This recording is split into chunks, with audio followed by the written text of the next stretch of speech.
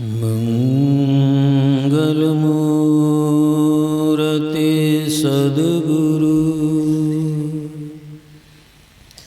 मिलवे सर्वाधार।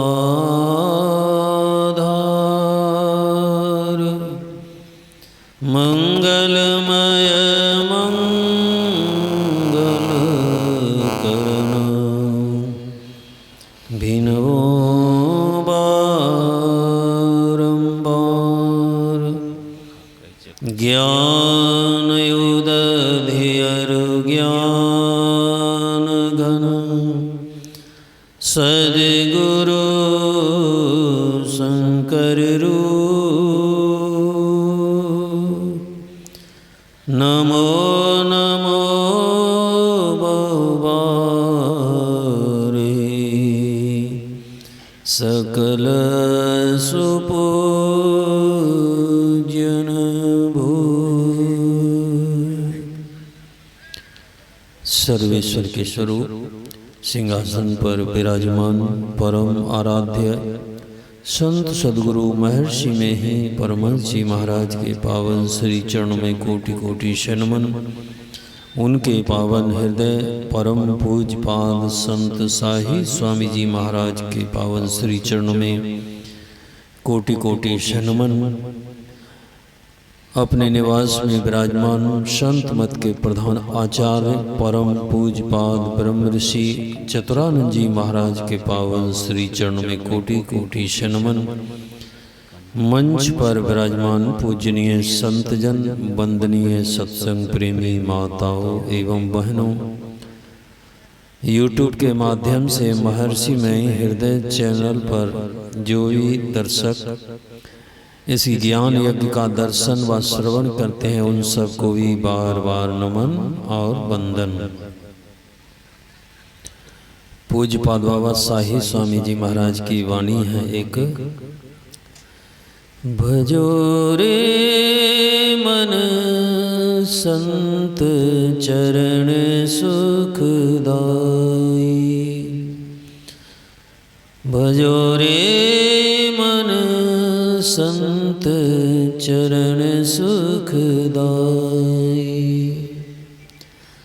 इस संत को भजने की क्या जरूरत है?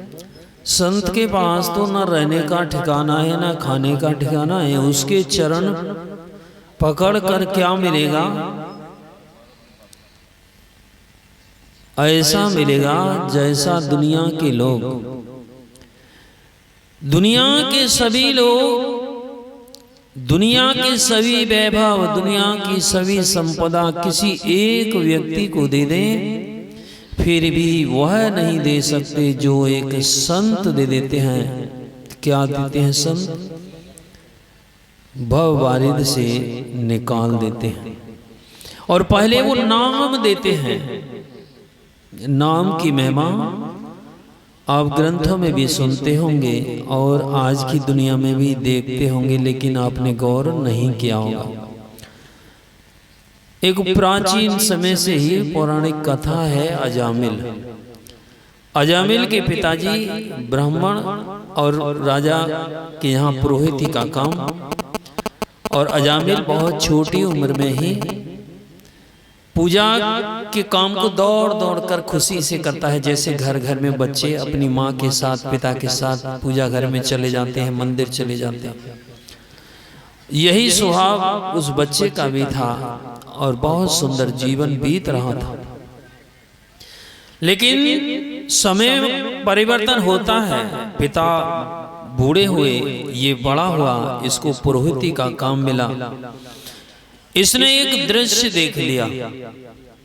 एक वैश्या को स्नान के समय और एक व्यक्ति के साथ जल में क्रीड़ा करते देखा। मन पर कुविचार छा गया।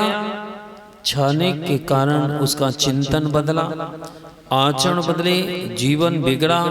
राजा ने देखा, राजा ने इसकी शादी भी करवाई, फिर भी सुधार नहीं हुआ। बिगड़ता ही चला गया, क्योंकि जो जैसे का चिंतन करता है वैसा ही जीवन बनता है। राजा ने जब देखा ये अब नहीं सुधरेगा तो राजा ने इसको नौकरी अर्थात पुरोहिती के काम से भी हटा दिया, क्योंकि इसके कारण मेरी भी बदनामी होगी। हटा दिया। हालत और बिगड़ी। ये उस वैश्या को अपने घर में ले आया, क्योंकि जिसका चिंतन करते हैं उसको उसकी प्राप्ति उसको हो ही जाती है। माता जी को एक माइक और दे दिए, वो भी बात करेंगे जी।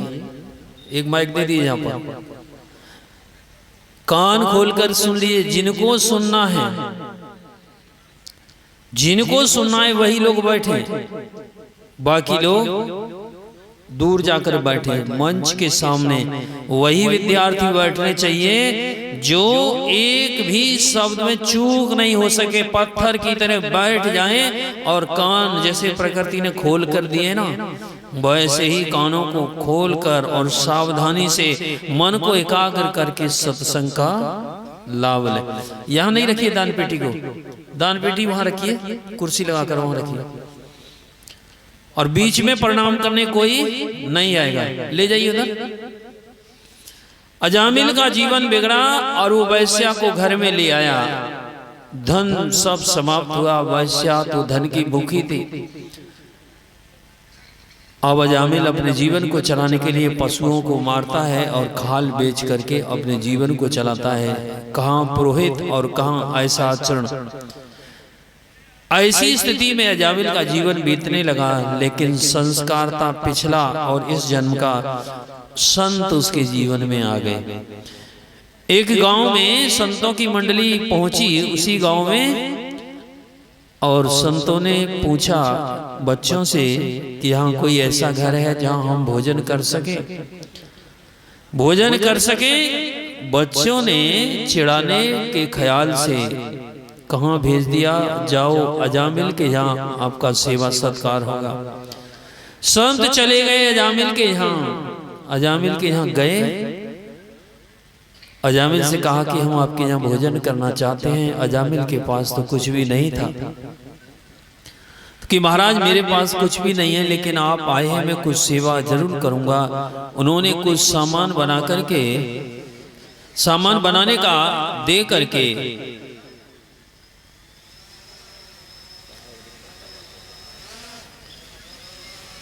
अभी इसको भी जो है बंद कर दिए उड़ाने को। हेलो, बंद कर दिए, सत्संग कोई नहीं सुनेगा, उसी को लोग देखेंगे। और इसको कुर्सी के ऊपर रखिए, कुर्सी के ऊपर रखिए इसको। एकदम व्यवस्था सुंदर रहनी चाहिए। बैठ जाइए। अब इस सारे में बात करेंगे सभी। अजामिल ने कहा महाराज मैं थोड़ा सा सामान दे देता हूँ, आप बनाकर खा लीजिए। अब मेरे यहाँ भोजन अब उस लायक नहीं है जो मैं आपको भोजन करा सकूं। महात्माओं ने भोजन की सामग्री ली और अपने से भोजन पा करके आई बारी दक्षिणा की। महात्माओं ने कहा कि अजामिल हम तुमसे कुछ दक्षिणा लेना चाहते हैं। अजामिल ने कहा महाराज मेरे पास धन नहीं है कि हम धन नहीं लेंगे, बस एक काम बताते हैं, तुम उस काम को कर देना। तुम्हारे यहाँ एक संतान पैदा होने वाली है, बस उसका नाम नारायण रख देना। नारायण नाम उस बच्चे का रखा। अजामिल बूढ़ा हुआ, कोई भी काम होता था अजामिल पुकारता था नारायण कह करके। एक दिन यम के दूत आ गए। भय के कारण अजामिल ने नारायण को पुकारा और नारायण के दूत आ गए और यम के दूत भाग गए। तो ये नाम की महिमा क्या है? आप तो कहेंगे ये कहानी तो बहुत बार सुनी है। नहीं, सुनी जरूर है, लेकिन इसका असर जब तक आपकी बुद्धि पर नहीं होगा तो कोई लाभ नहीं हुआ। संतों ने नाम दिया और भगवान के दूत उस अजामिल की जीवात्मा को लेने को आ गए। और जिस ग्राम में आज आप बैठे हैं उस नाम पर थोड़ा सा विचार करके देखें। नाम पहला इसका ग्राम का नाम है आदर्श। और आदर्श की देखिए संचालन के समय भी और अभी भी बार बार सुनने को मिला कि यहाँ के कार्यकर्ता इतनी मुस्तैदी से रात और दिन लगे हैं ये अपने आप में बहुत बड़ी बात है। हर जगह ऐसे कार्यकर्ता सेवारत नहीं मिलते हैं और यहाँ प्रत्यक्ष दौड़ दौड़ कर लोग काम करते हैं। उन्होंने उस आदर्श की लाज रखी है कि सत्संग कितना सुंदर तरीके से हो। दूसरा नाम उसमें है राय। राय का मतलब होता है किसी से सलाह। किसकी सलाह? एक संत की सलाह आपको मिलने वाली है। और संत किसको कहते हैं? गुरुदेव कहते हैं कि शांति, स्थिरता व निश्चलता को कहते हैं। और शांति को जो प्राप्त कर लेते हैं वो संत कहलाते हैं। तो ये स्थिरता क्या है, इस पर भी जब समय होगा तो सुनेंगे। पर इतना सुन लीजिए, बिना स्थिरता के आप दुनिया का एक भी काम नहीं कर सकते हैं, चाहे वो काम आपका दौड़ने का ही क्यों नहीं हो। जब आप दौड़ते हैं तो अपने एक एक पैर को उठा करके पहले स्थिर करते हैं कि नहीं। काम आपका दौड़ने वाला है लेकिन आप पैर को स्थिर करते हैं, इसका मतलब जीवन में स्थिरता चलने में भी चाहिए। लेकिन संत कौन सी स्थिरता जो पा लेते हैं, जिसको संतत्व प्राप्त हो जाता है, तो उसी का संकेत लिखा है यहाँ दूसरे नाम में को परिया। को का अर्थ होता है कौन, और पड़िया का मतलब कौन पड़ा है, कौन कहाँ पड़ा है, यही पता लगाने के लिए ये संतों का दरबार यहाँ पर सजाया गया है। कौन पड़ा है। और फिर एक और नाम दिया है स लखुआ। लोग बहुत बार इसको देखते होंगे, सुनते होंगे, पता नहीं क्या नाम लिखा है, लेकिन स शब्द को अलग कर देते हैं। तो स शब्द जहाँ प्रयोग होता है, पहले तो उसकी अच्छाई होती है, उसकी महानता होती है, उसकी विशेषता होती है, उसकी परमता होती है। लेकिन वो स शब्द सत्य से जोड़ने के लिए अर्थात परमात्मा से जोड़ने के लिए उसका प्रयोग यहाँ पर किया गया है। और लख माने होता है देखना, और लखुआ शब्द जब इसमें जोड़ दिया है तो अर्थात लखने वाला। कौन लखेगा? क्या लख रहे हैं? अब तक आपने जो दुनिया में देखा है उसका परिणाम आपने अपने हाथ में लेकर देखा है कि नहीं? जिस काम को आप पकड़ते हैं वो काम आपको लगता है कि मेरा है, और उस काम के पीछे आप पूरी शक्ति लगा देते हैं। और शक्ति लगाते लगाते आपकी शरीर और इंद्रियों की शक्ति क्षीण हो जाती है, फिर भी काम पूरा नहीं हो पाता है। तो वह कौन सा काम है और वो किस शरीर से होगा? इसी शरीर से होगा। तो आप कहेंगे इस शरीर में तो बहुत छोटे छोटे कान हैं, इससे हम कैसे सुनेंगे? हाथी का शरीर होता तो उसमें सूप जैसे बड़े बड़े कान होते, कितना आराम से सुनते। नहीं, सुनने का अवसर अब हाथी के पास नहीं है। खाने का अवसर है, खा सकता है, बहुत बहुत बड़े बड़े पेड़ों को तोड़ कर खा लेता है। और मनुष्य भी यही काम करे तो मनुष्य की विशेषता इसमें नहीं है। विशेषता क्या है? गोस्वामी तुलसीदास जी, माता जी को 2-3 फोन और दे दीजिए। एक भी व्यक्ति यहाँ कोई भी हलचल करते हैं तो सावधानी से बैठिए। बिल्कुल जीवन आपका बीत रहा है। आप समझ रहे ना कि ये मोबाइल आपको तार देगा? नहीं, तारेगा नहीं, मारेगा जरूर। कितनी बार डुबकी लगवाएगा, कितना अकल्याण की ओर ले जाएगा, ये आप चिंतन नहीं कर सकते हैं। आप पकड़िए दुनिया को, जितना पकड़ सकते हैं, जितने अपने ख्याल को, अपनी सूरत को दुनिया में फैला सकते हैं फैला दीजिए, लेकिन आपको समेटना पड़ेगा। और आप देखिए ना, छोटी सी बात को समझ सकते हैं। आपके पास एक बोरी मकई है और उसको खेत में फैला देते हैं, बो देते हैं, फैला देते हैं, लेकिन आपका लक्ष्य क्या है? फैलाना लक्ष्य है आपका? लक्ष्य आपका फैलाना नहीं है, लक्ष्य आपका है समेटना। और आपने बोरी में फैला दिया और जब फसल तैयार हो गई तो फिर क्या करते? खेत में फैला हुआ छोड़ देते हैं? नहीं, आप बोरियों में समेट लेते हैं। एक बोरी फैलाया था लेकिन 100 बोरी आपने समेट ली और समेट करके घर में ला करके भर देते हैं और छोड़ देते खेत में। क्या बुराई थी छोड़ने की? लेकिन नहीं, आपको मजा नहीं आया, आपने घर में समेट दिया। और समेटना चाहे तो आपने बाजार में समेट दिया, नोटों में हाथ में समेट लिया। अब हाथ में अच्छा लगता है या बोरा में अच्छा लगता है, आप सोच सकते हैं। और समेटना चाहा तो आपने बैंक में रख दिया, उसने जरा सा कागज पर लिख कर दे दिया। अब आनंद है कि घर में बोरा में नोट भरे थे, तब आनंद है। नहीं। आप समेटने के खेल को समझिए तो सही। आपको गुरु महाराज ने कितनी सरलता से ये कौन सी बात बता दी है। देखिए वो माता जी की गर्दन टेढ़ी हो गई बीच में। परमात्मा ने गर्दन आपको दी है ना, पीछे मुड़ने के लिए नहीं दी है, आगे देखने के लिए। आगे देखिए, वही देखने का तरीका आपको बता देते हैं। और वो तरीका क्या है? तरीका क्या है? वही है दृष्टि योग। कौन देखेगा? कौन देखेगा? जो उस अंधकार में बैठा है। कौन सा अंधकार? अच्छा, आपसे एक प्रश्न होता है, ये दुनिया आपको कैसी दिखाई पड़ती है, प्रकाशमय या अंधकारमय? ज्यादातर लोग कहेंगे प्रकाशमय है ये दुनिया, उजाले में है। नहीं, आपने गौर नहीं किया है। ये दुनिया इतने घोर अंधेरे में है कि आपने इसकी कल्पना नहीं की है। ये दुनिया, पूरा ब्रह्मांड घोर अंधेरे में है और इसको आप समझ सकते हैं। प्रकाश अर्थात सूरज आता है और सूरज जाता है।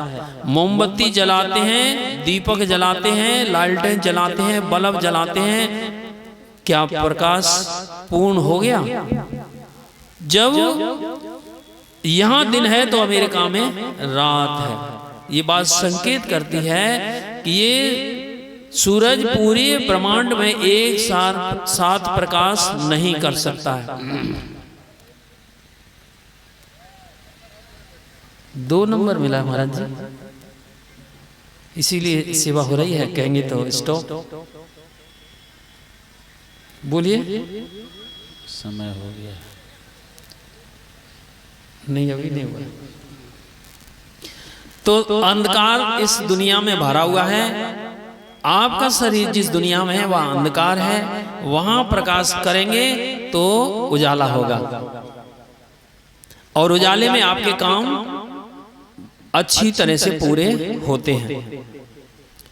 आप रसोई में गए और सब सामान सजा हुआ है, आपको कोई काम दिया कि इसको ऐसे करके लाना है, और रात है, कोई एक भी जरा भी रोशनी का साधन आपके पास नहीं है, आपके सब काम उल्टे पुल्टे होंगे। गिलास उठाएंगे तो एक उठाएंगे 4 गिरेंगे, डिब्बा उठाएंगे किसी चीज का उठाएंगे दूसरा आएगा, कोई गिरेगा कोई फैलेगा, किसी की मात्रा समझ में नहीं आएगी। कहने का मतलब आपके ये सब काम उल्टे क्यों हुए? सीधी बात है कि जिस रसोई में आप रहते थे, अंधकार के कारण आपसे गलतियां होती रही। इस शरीर का सार क्या है? जीवात्मा। जीवात्मा कहाँ है? पूरे शरीर में उसकी चेतना फैली है, लेकिन जब तक उसको आप समेटेंगे नहीं, जब तक आप उसको समेटेंगे नहीं, तो समेटने का साधन क्या है? तो आप पहले यही समझ लीजिए उसका केंद्र क्या है। केंद्र, जैसे आपके पैर में मक्खी मच्छर काटता है, आपको पता लगती है इस क्षेत्र में, इसका मतलब केंद्र इसी ओर है, उसी की ओर देखना है। जैसे अब इसको ऐसे भी समझेंगे, जैसे आंख से बाहर देखते हैं, कान से बाहर सुनते हैं, नासिका से बाहर सुनते हैं, जिह्वा से बाहर चखते हैं और स्पर्श से बाहर की ओर। लेकिन ज्ञान कहाँ होता है? अंदर की ओर। इसका मतलब ज्ञान करने वाला अंदर है। अंदर है तो कहाँ है? आंख बंद करके देखो, बाहर का देखना छोड़ो, अंदर की ओर देखो। कौन देखेगा? जो पड़ा हुआ है, जो यहाँ को परिया। कौन पड़ा हुआ है? जीवात्मा वहाँ पड़ा हुआ है जहाँ अंधकार है, और अंधकार होने के कारण वो अपने आप को देख नहीं पा रहा। तो देखने का साधन क्या है? यही साधन है कि पहले नाम जप करो। आप कहेंगे क्यों? क्योंकि आपने समझी थी बात की फैलाव की ओर कष्ट है और सिमटाव की ओर सुख है। वैसे ही आप बहुत नाम और रूप में आपका ख्याल दुनिया में फैला है। इसको आप समेटने का साधन क्या करेंगे? एक पर आइए, और यही बात भगवान कृष्ण ने कही कि एक तत्व का चिंतन कीजिए, और वो एक तत्व का चिंतन दीक्षा में बताया जाता है। एक नाम का जप कीजिए और एक रूप का ध्यान कीजिए, और फिर उस अंधकार में देखो। ये अंधकार की बात को और समझ लीजिए। आंख बंद करने पर उस अंधकार को कौन देखता है? जो अंधेरे में बैठा है वही देखता है, लेकिन अंधेरे के कारण वो अपने आप का ज्ञान नहीं कर पाता है। और यही दीक्षा में बताया जाता है कि तुम अपनी ओर देखो और आत्मा कैसी है, स्वयं प्रकाशपूर्ण है, वो चेतन है, अमल है, सहज है और सुख की राशि है। जिस सुख को आप संसार में खोजते हैं वह सुख पाना चाहते हैं तो करो सत्संग, भरम गढ़े टूटे, नहीं तो ये भ्रम आपको कभी छोड़ने वाला नहीं है। एक नाम और छूट गया लेकिन समय पूरा हो गया है, इसलिए यहीं पर विश्राम। श्री सद्गुरु महाराज की जय।